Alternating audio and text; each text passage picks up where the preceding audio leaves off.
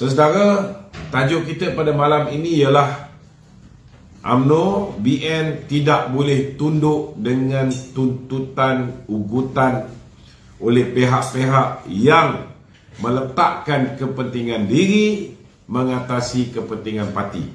Ini sudah menjadi trend berzaman, tuan-tuan. Mana-mana parti politik, bukan hanya UMNO, saudara, parti lain. Bila mereka sudah merasa sudah menjamah kuasa, maka jawatan yang sepatutnya menjadi amanah ini, tuan-tuan, akhirnya akan menjadi barang rebutan. Jadi bila mana mereka tidak dicalonkan menjadi calon pilihan raya, maka mereka akhirnya mengambil keputusan, membuat statement-statement, membuat kenyataan-kenyataan, menghentam kepimpinan, cuba untuk menzahirkan rasa tidak puas hati kerana parti lain yang dipilih, parti dia tak dipilih. Ada yang mengatakan bahawa inilah kerana sekian, itulah dan sebagainya. Namun saya nak beritahu, parti kena ada disiplin. Parti kena ada disiplin, tuan-tuan. Kalau misalnya ada tindakan daripada ahli-ahli, daripada pemimpin-pemimpin yang membayar ahli-ahli tertentu untuk buat kenyataan media dan sebagainya, parti perlu mengambil tindakan tegas. Kerana kalau parti membiarkan, apatah lagi kalau ada mereka yang turun menghantar memorandum dan sebagainya, membantah calon-calon yang sudah diputuskan oleh parti. Saudara, kalau parti tunduk dengan ugutan-ugutan, dengan bagi saya ini juga sebahagian daripada sabotaj, maka parti ini tidak akan ada disiplin. Kita masih ingat lagi dulu, bila ada yang datang bawa rombongan satu bas, mendesak supaya orang ini tidak dicalonkan, orang itu tidak dicalonkan, walaupun parti sudah mengumumkannya, akhirnya watikah telah pun ditukar di saat-saat akhir. Ini bagi saya satu perkara yang sangat tidak sihat, tuan-tuan, dan perlu kita hentikan.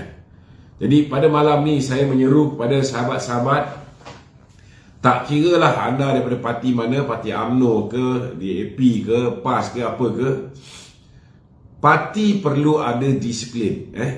Bila parti nak menamakan calon, okey, semua orang boleh bagi pandangan siapa yang patut diketengahkan. Sudah pastilah kalau laporan-laporan risikan, laporan-laporan survei yang dibuat oleh parti-parti politik ini mendapati orang tertentu patut ditempatkan sebagai calon pilihan raya mewakili sebuah parti, contohnya mewakili Barisan Nasional, sudah pasti ada asas-asas kukuh. Sudah pasti juga kalau tempat itu dilihat sepatutnya meletakkan calon daripada UMNO, tiba-tiba diletak calon daripada MIC, atau setengah tempat sepatutnya diletak calon daripada MCA tetapi diletak calon daripada UMNO. Ada setengah tempat patut letak calon daripada MIC tapi diletak calon MCA. Mesti ada alasan-alasan dan sebab musabab yang menyebabkan akhirnya kepimpinan mengambil keputusan tersebut. Namun saudara, usaha untuk mencadangkan, mempromot ataupun buat apalah saja tuan-tuan nak buat, asal tak buat sesuatu yang membinasakan parti kita sendiri sebelum pilihan raya, tuan-tuan, boleh buat sebelum penamaan calon. Tetapi bila parti sudah pun mengumumkan calon, sewajarnya semua pihak berlapang dada dan menerima apa saja yang telah pun diputuskan. Sudah pasti parti pun nak kita menang seberapa banyak kursi yang mungkin supaya kita boleh membentuk kerajaan selepas pilihan raya. Kalau kita tak berhenti melakukan sabotaj parti, ada yang mengatakan bahawa kalau mereka calon-calon sipolan tidak dipilih, mereka akan tutup bilik gerakan, mereka akan turunkan balik bendera, seperti mana yang berlaku di Arau. Tuan-tuan, ini adalah satu perkara yang tidak sepatutnya dilakukan oleh akar umbi. Begitu juga dengan kepimpinan-kepimpinan di peringkat bahagian Parlimen dan juga Dewan Undangan Negeri. Kalau ini berterusan, tuan-tuan, alamat parti akan jahanam, saudara. Jadi itu apa yang kita akan bincangkan pada malam ini. barang sesiapa yang mempunyai sebarang soalan boleh ajukan soalan tersebut di talian 017135954044. Silakan Saudara Hafiz. Untuk berkenaan dengan Syahidan itu Ya. PN semalam pun Perikatan Nasional tu semalam pun umumkan calon tu. Ya. Tapi kerusi ARA tak diumumkan. Ya. So ada desas-desus mengatakan Syahidan akan bertanding atas tiket PN. Apa pandangan Datuk? Saya rasa saya dah lama tahu lah Syahidan akan bertanding atas tiket PN.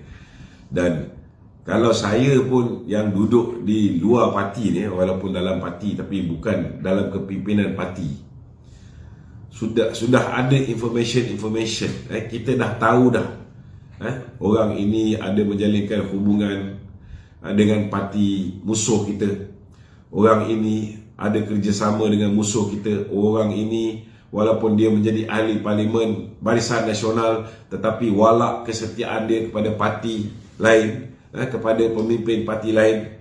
Sudah pastilah Presiden dan juga kepimpinan top 5 kita mempunyai alasan yang kukuh kenapa orang-orang tertentu seperti ini tidak dicalonkan sebagai calon pilihan raya mewakili Barisan Nasional. Saudara, sebelum ni kita tak ada masalah. Sebab apa? Sebab sebelum ni kita tak pernah kalah. 61 tahun Barisan Nasional tak pernah kalah. Itu sebabnya kita tak pernah pun dapat mengukur kesetiaan pemimpin-pemimpin kita. Tetapi lepas kita kalah, kita lihat ada pemimpin kita meninggalkan parti kita, melompat pergi ke parti lain selepas diugut dengan SPRM, diugut dengan pihak polis, ada yang diugut dengan lembaga hasil dalam negeri dan macam-macam bentuk ugutan, tuan-tuan. 16 orang dicuri oleh Bersatu. Namun ada juga saudara, termasuklah mereka yang mempengaruhi untuk pihak tertentu menyeberang ke Bersatu. Bila mana kita menang di Cameron Highland, dia tak jadi untuk melompat. Tetapi ada juga setengah-setengahnya, walaupun dia bersama dengan kita, tetapi bila dia didakwa, tuan-tuan, contoh macam Syahidan Kasim, sebelum ni bersama dengan kita, tetapi bila dia didakwa kerana mencabul kehormatan seorang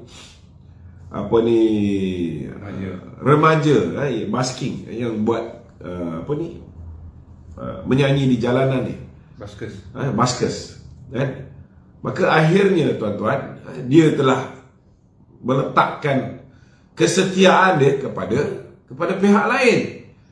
Jadi kalau kita dah melalui pengalaman begini, kita dah lihat bagaimana bila mana parti mengambil keputusan untuk meminta semua ahli parlimen menarik sokongan kepada Muhyiddin Yassin. Pada ketika itu, tuan-tuan, ramai yang tidak mahu menarik sokongan terhadap Muhyiddin Yassin, ingkar arahan parti. Tetapi tuan-tuan, saya rasa Presiden UMNO begitu lenient, masih lagi memberikan muka kepada orang-orang yang gagal untuk mematuhi permintaan parti. Ini dah habis berlapik dah, tuan-tuan. Kalau setakat beberapa orang yang digugurkan ini, saudara, sudah pastilah kerana mereka punya penglibatan, mereka punya peranan dalam membantu musuh UMNO itu sendiri begitu serius. Kalau tidak, mereka sudah pasti tidak digugurkan sebagai calon pilihan raya. Saya nak ambil contohlah, orang seperti Syahidan Kasim, boleh dianggap sebagai seorang warlord, orang yang kita tahu menjaga kawasan dia dengan baik. Kita pun tahu dia kaya macam mana, dia menggunakan duit dia sehabis banyak dia belanja. Kita pun tahu macam mana Tan Sri Anwar Musa, seorang yang menjaga bahagian dia, banyak duit juga telah dibelanjakan. Kita mengambil risiko, tuan-tuan. Kita mengambil risiko. Kalau kita letak orang-orang ini sebagai calon pilihan raya, selepas pilihan raya tidak ada jaminan. Memang betul ada akta lompat parti, tetapi akta lompat parti itu kerusi hanya akan kosong kalau dia meninggalkan parti. Tetapi kalau dia selepas pilihan raya, dia menyokong Presiden Bersatu, contohnya, saya bagi contoh, sebagai calon Perdana Menteri, dia tak bagi sokongan kepada calon kita daripada UMNO. Boleh tak kerusi yang dia pegang itu dikosongkan dan kita adakan pilihan raya balik. Tak boleh, tak hilang kerusi dia, tuan-tuan. Kalau ketika itu dia memberikan sokongan kepada Tan Sri Muhyiddin contohnya sebagai calon Perdana Menteri, parti ambil tindakan memecat dia, hilang tak kerusi dia? Tak hilang, tuan-tuan. Jadi memang ada kelemahan Akta Lompat Parti ini, saudara. Itu sebab Muhyiddin membantah orang yang dipecat daripada kehilangan kursi dia. Ini kena faham, tuan-tuan. Ini kena faham. Itu sebab salah satu ciri selain daripada kita ada tapisan keselamatan, tapisan SPRM, tapisan pihak lembaga hasil dalam negeri, tapisan pihak insolvensi, tapisan sampai ke pejabat agama pun kita nak pastikan YB daripada UMNO BN ni tak ada yang gagal untuk membayar nafkah kepada anak-anak dan sebagainya. Kita pastikan kalau dia gagal membayar nafkah kepada anak-anak, macam mana dia nak jaga rakyat, tuan-tuan? Bila kita pilih itu sudah pasti dia boleh jaga keluarga dia ada pendapatan yang cukup untuk keluarga dia, maka apa yang dia dapat allowance, begitu juga gaji sebagai wakil rakyat ni, dia dapat sumbangkan balik kepada rakyat. Bukan dia mengharapkan duit gaji bulanan tu untuk dia survive. Ini sebahagian besar daripada calon-calon yang dinamakan oleh pemimpin Barisan Nasional. Saudara, itu sebabnya kalau ada lah orang macam Syahidan Kasim, kita lihat apa yang dia tak dapat ketika dia menjadi ahli parlimen. Dah pernah berasa jadi menteri besar, dah pernah berasa jadi menteri, walaupun dia orang Perlis, tapi pernah sampai ke tahap jadi menteri wilayah persekutuan. Sebelum tu jadi menteri JPM, macam-macam. Tetapi baru sekali, tuan-tuan, baru sekali saudara, dia tidak dicalonkan.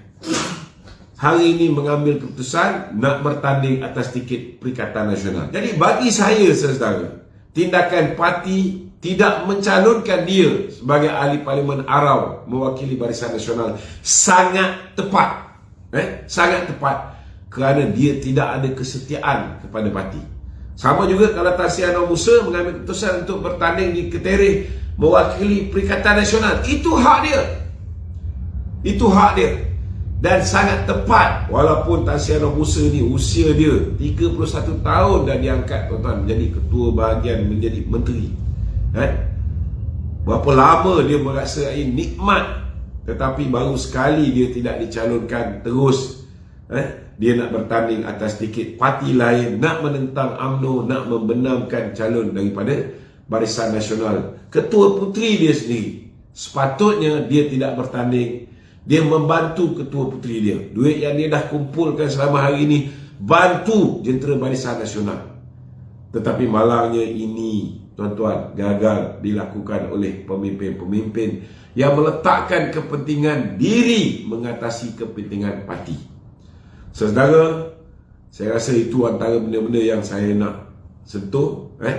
Dan saya harap sekiranya ada di antara pemimpin-pemimpin daripada kawasan kita yang melakukan sabotaj kepada calon-calon yang dipilih oleh parti untuk mewakili Barisan Nasional, tolong kalau boleh rakam, kalau boleh kalau dia bercakap ataupun dia menghasut untuk memboikot calon-calon tertentu, tolong dapatkan bukti dan hantar ke jawatan kuasa disiplin parti. Kalau tuan-tuan tak tahu macam mana nak hantar ke jawatan kuasa disiplin parti, boleh hubungi kami. Ambil lah, boleh beritahu kat nombor WhatsApp ni 011395354044. Hantar kat sini. Kalau ada bukti-bukti dan sebagainya, kita boleh tolong salurkan kepada jawatan kuasa disiplin parti. Kita nak pastikan orang yang khianat, orang yang boikot calon-calon Barisan Nasional ini diambil tindakan segera, supaya mereka ini tidak mendapat tempat dalam pemilihan UMNO yang akan berlaku dalam tempoh 6 bulan selepas kita mengadakan pemilihan pilihan raya pada 19 hari bulan November ini, insyaAllah. Okey, silakan. Dok, Saidan juga kata, Dok, Ya. Presiden diibaratkan membuat perbuatan sumbang letak calon perecut di Grid dan Padang Besar, Dok. Sebenarnya yang sumbang ni Syahidan ialah bila dia mencabul seorang budak, budak-budak pun dia cabul. Yang ini yang sumbang. Sepatutnya sebagai pemimpin, sebagai orang Islam, pergi mana pun dia tak tinggal songkok dia. Perangai buruk macam ni tak sepatutnya, tak sepatutnya diamalkan. Ini yang betul sumbang. Kalau misalnya Presiden Parti memutuskan orang-orang penting, Ketua Puteri UMNO tak penting ke? Kalau dia bertanding di Pandan, Pandan kita tahu dia Ketua Puteri UMNO, tapi Pandan ialah kawasan yang kita biasa, kawasan tradisi yang kita berikan kepada MCA. Takkan kita nak ambil hak MCA, kita nak bagi kepada Ketua Puteri kita. Maka kita terpaksa hantar dia, walaupun pada hakikat dia ianya menyukarkan Ketua Puteri kita untuk servis. Dia kena pergi jauh untuk servis kawasan ni. Tapi dia pergi juga, parti hantar dia taat dengan keputusan parti, dia pergi, dia hantar pergi ke Padang Besar. Begitu juga dengan Dr. Ashraf Wajidi, tuan-tuan. Saya nak beritahu tuan-tuan, dalam peperangan ni kita kena ada banyak jenis manusia. Kita kena ada orang yang boleh menarik minat orang muda. Kita kena faham, anak muda yang berusia 18 tahun hingga ke 39 tahun ni, kali ni yang mengundi 10 juta orang. 10 juta lebih orang. Kalau Ketua Pemuda UMNO sendiri tidak ada tempat yang selesa, yang selamat, macam mana? Macam mana? Itu sebab kita minta supaya UMNO bahagian berlapang dada. Kalau mereka ada calon-calon yang hebat, calon tempatan, sudah pastilah kawasan itu tidak dipertimbangkan. Tetapi contoh macam kawasan Grid, dulu ada YB Hasbullah, YB ni meninggal dunia, ketua bahagian meninggal dunia. Di situ ada ruang untuk diberikan peluang kepada Ketua Pemuda UMNO bertanding di situ. Ini kita kena faham. Kalau kita nak berperang, kita kena pastikan bahawa kita ada panglima perang kita. Kita kena ada jurucakap kita. Kita kena ada orang yang boleh menarik orang muda. Kita kena ada orang yang pakar ekonomi. Kita kena ada orang yang boleh membetulkan hubungan diplomatik kita dengan negara-negara jiran ataupun masyarakat antarabangsa. Kita kena ada pelbagai bentuk pakar, supaya ianya dapat membolehkan selepas pilihan raya kita ada satu pasukan yang mantap. Dr. Ashraf ni saudara, dia 2 kali bertanding. Dia kebetulan dia lahir di negeri Kelantan yang kita tahu, satu kawasan yang mana merupakan kubu kuat kepada PAS. Kadang-kadang bila dia tokoh yang hebat, tokoh yang bagus, tapi kawasan yang dia bertanding ni orang kerat 18 pun PAS. Jadi bertanding walaupun ada tokoh yang bagus, tetapi kawasan tu kubu kuat PAS, macam mana dia nak menang? Dia pernah jadi senator. Senator ni maksimum 2 penggal dia, tuan-tuan. 3 tahun. Dan Dr. Ashraf dah fully utilized 2 penggal ni. Jadi dia tak boleh jadi senator. Jadi takkan Ketua Pemuda UMNO nak bertanding di kawasan yang berisiko dia kalah sekali lagi. Ini kena faham. Ini kita kena faham. Ada kalanya kita kena letakkan, contoh macam kita punya naib ketua pemuda, ketua penerangan kita, takkan nak letak di Kuala Langat lagi. Sudah pastilah kita kena letak di tempat yang lebih selamat, macam di Alur Raja. Ini kita kena faham kenapa keputusan-keputusan ini dibuat oleh Presiden ataupun pengurusi Barisan Nasional dengan pandangan nasihat daripada kawan-kawan yang lain. Ini kena faham. Okey, ada lagi? Datuk, saya dah minta satu lagi tu. Saya minta maaf lah, saya punya running nose ni tak selesai. Semalam kat bahagian Datuk pun suara ada sikit gangguan. Hari ni nasib baik lah tak ada ceramah. Saya harap besok by tomorrow saya punya apa ni dipanggil ni, sesama ni boleh beransur pulih, insyaAllah. Elok. Okey. Syahidan suruh Presiden letak jawatan kalau BN nak menang tu, dia kata. Ya. Siapa juga yang digugurkan sebagai calon sudah pasti akan mengeluarkan kata-kata yang macam-macam kalau mereka ni tidak berjiwa besar, tuan-tuan. Saya harap anak-anak muda yang akan mewarisi kepimpinan UMNO kena belajar melalui kesilapan kita yang lepas. Akibat daripada sabotaj parti, kita ingat kita nak sabotaj orang yang dapat calon yang kita tak dapat, yang pemimpin yang kita dukung tak dapat. Tetapi akibat daripada kita sabotaj calon-calon yang kita tak gemar ni kerana pemimpin kita tak dapat, apa jadi dengan kita pada tahun 2018? Kita hilang kuasa. Bila kita hilang kuasa, saya nak beritahu dengan tuan-tuan, semua orang berada. Saya nak beritahu dengan Syahidan Kasim, Anwar Musa, mereka berdua ni ada kes mahkamah. Jangan lupa, mereka mungkin diselamatkan oleh Mahathir ketika Mahathir memerlukan mereka. Mereka mungkin diselamatkan oleh Muhyiddin ketika Muhyiddin memerlukan mereka. Tetapi akibat daripada, contohnya lah, contoh ni saya bagi contoh, kalaulah Syahidan dan Anwar Musa, tuan-tuan, disabotaj calon yang diletakkan oleh Barisan Nasional di Arau dan Ketereng umpamanya. Akibat daripada sabotaj ini, Barisan Nasional tidak cukup kerusi untuk membentuk kerajaan dan akhirnya Pakatan Harapan memerintah. Saya nak tanya dengan tuan-tuan lah, Pakatan Harapan ni suka ke dekat Syahidan Kasim? Pakatan Harapan ni, saudara, suka ke dekat Anwar Musa? Tuan-tuan, Pakatan Harapan tak lupa peranan Anwar Musa dalam perundingan dengan Tun Dr. Mahathir.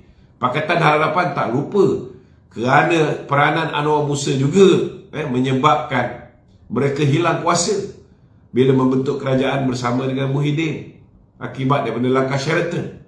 Agak-agak tuan-tuan, bila dia ada kuasa, tuan-tuan, dia balas dendam tak? Anwar Musa akan kena juga.